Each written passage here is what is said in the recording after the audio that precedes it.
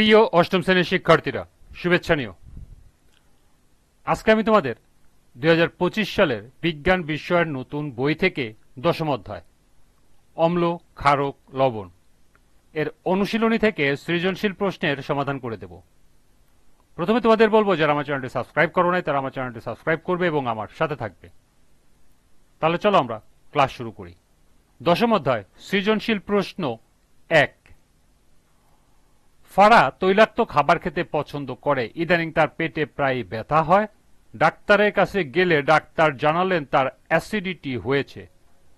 Doctor তাকে খাদ্যাভ্যাস পরিবর্তন করার পাশাপাশি একটি ওষুধ খেতে পরামর্শ দিলেন। প্রথম প্রশ্ন, লবণ কি? দ্বিতীয় প্রশ্ন, মিল্ক অফ লাইম বলতে কি বোঝায়? তৃতীয় প্রশ্ন, ডাক্তার কি ওষুধ খাওয়ার পরামর্শ দিলেন এবং কেন দিলেন?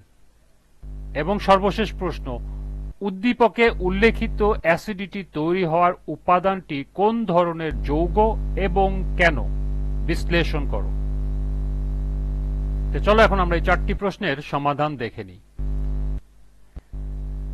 প্রথম প্রশ্ন ছিল লবণ কি? লবণ একটি নিরপেক্ষ পদার্থ যা অ্যাসিড ও ক্ষারের বিক্রিয়ায় উৎপন্ন হয়। দ্বিতীয় প্রশ্ন ছিল মিল্ক অফ লাইম বলতে কি বোঝায়? মিল্ক অফ লাইম বলতে ক্যালসিয়াম হাইড্রক্সাইডের একটি ঘন সাদা সাসপেনশনকে বোঝায়, যা পানি ও ক্যালসিয়াম হাইড্রক্সাইডের তৈরি এক প্রকারের পেস্ট।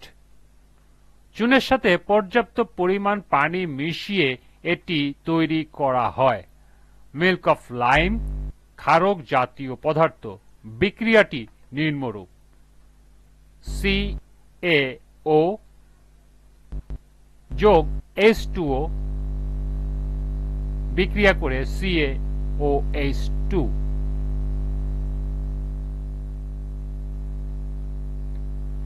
তৃতীয় প্রশ্ন ছিল ডাক্তার কি ওষুধ খাওয়ার পরামর্শ দিলেন এবং কেন দিলেন? ডাক্তার অ্যান্টাসিড জাতীয় ওষুধ খাওয়ার পরামর্শ দিলেন।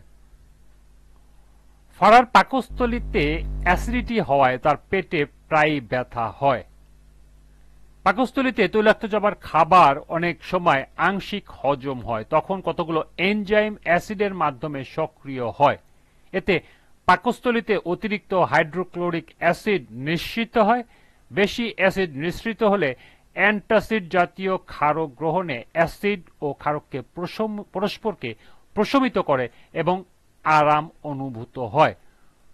সাধারণত magnesium hydroxide MgOH2, aluminium hydroxide AlOH3, calcium hydroxide CaOH3 ইত্যাদি ক্ষারসমূহ অ্যান্টাসিড রূপে ব্যবহৃত হয়। এসব ক্ষারীয় পদার্থ দ্বারা হাইড্রোক্লোরিক অ্যাসিড প্রশমিত হয় এবং পেটের ব্যথা ভালো হয়ে যায়। সুতরাং ডাক্তার ফারাকে অ্যান্টাসিড জাতীয় ক্ষারক খাওয়ার পরামর্শ দিলেন।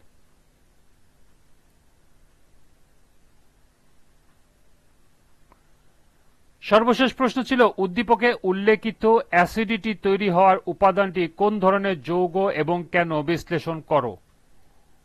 উদ্দীপকে উল্লেখিত অ্যাসিডিটি তৈরি হওয়ার উপাদানটি হল হাইড্রোক্লোরিক অ্যাসিড। এটি একটি অ্যাসিড জাতীয় যৌগ।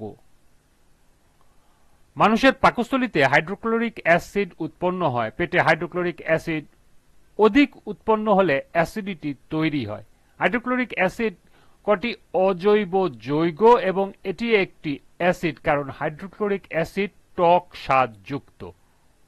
হাইড্রোক্লোরিক অ্যাসিডের জলীয় দ্রবণে হাইড্রোজেন আয়ন উৎপন্ন হয় বলে এ দ্রবণ নীল লিটমাস পেপারকে লাল করে।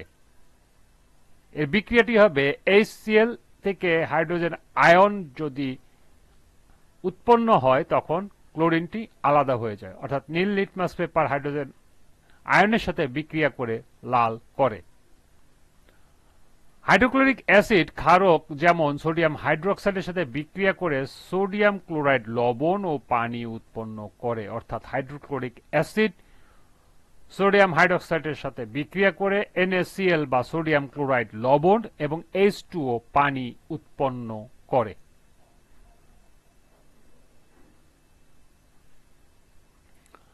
হাইড্রোক্লোরিক অ্যাসিড ধাতুর সাথে বিক্রিয়া করে লবণ ও হাইড্রোজেন গ্যাস উৎপন্ন করে, যেমন জিঙ্ক হাইড্রোক্লোরিকের সাথে বিক্রিয়া করে জিঙ্ক ক্লোরাইড এবং হাইড্রোজেন উৎপন্ন করে। সুতরাং উদ্দীপকে উল্লেখিত অ্যাসিডিটি তৈরি হওয়ার উপাদানটি হাইড্রোক্লোরিক অ্যাসিড একটি অ্যাসিড যৌগ। এই ছিল ১ নং সৃজনশীলের ৪টি প্রশ্নের সমাধান। আজকের ক্লাসটি এ পর্যন্তই। পরবর্তী ক্লাসে ২ নং সৃজনশীল প্রশ্নের সমাধান করে দেব।